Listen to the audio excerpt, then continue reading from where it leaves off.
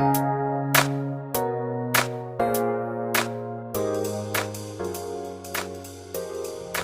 friend, it's Mesha with the Golden Nugget of the Day to help you along your way. Have you ever heard of the phrase, a wishy-washy person?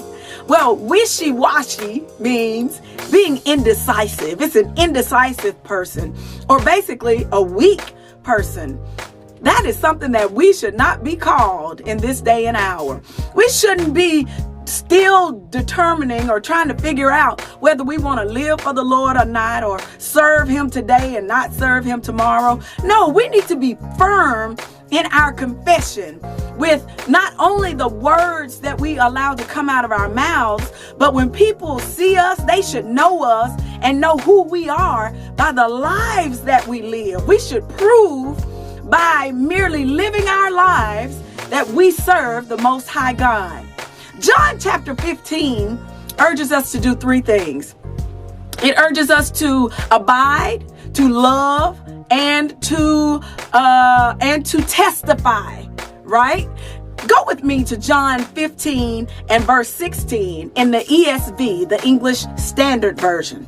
It reads, "You did not choose me, but I chose you and appointed you that you should go and bear fruit, and that your fruit should abide, so that whatever you ask the Father in my name, he may give it to you."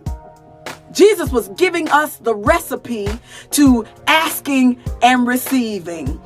All we have to do is abide in God, bear fruit, and let that fruit remain. He said, "You did not choose me, but I chose you."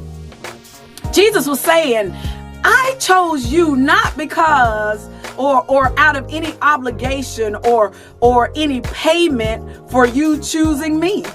You didn't choose me. I chose you before you even knew anything about me. Remember, go back to Jeremiah chapter 1. That's what this reminds me of, where God told Jeremiah, I chose you before you even entered into your mother's womb. This is what Jesus was saying. I chose you not out of obligation, but out of the love that I have for you.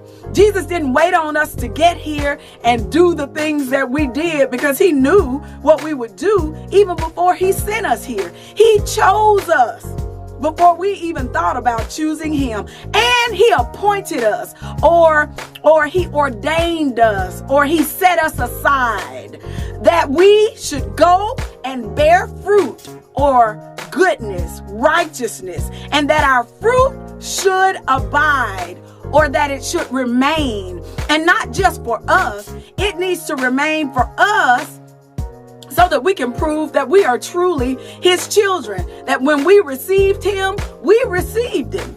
And it needs to remain for others so that when we go out and testify to them, they will be able to hold on to it.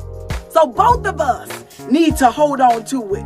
It should abide in both of us, the fruit, so that whatever you ask the Father in my name, he may give it you. That's the recipe. We need to abide in God, in Jesus. We need to love one another, and we need to testify of his goodness. Are you doing that today? How will the world know about our God if we don't testify and tell them that he is Lord? He is our Savior. He is God. Go out and testify today. Tell somebody about the goodness of the Lord. I love y'all. Let's talk next week.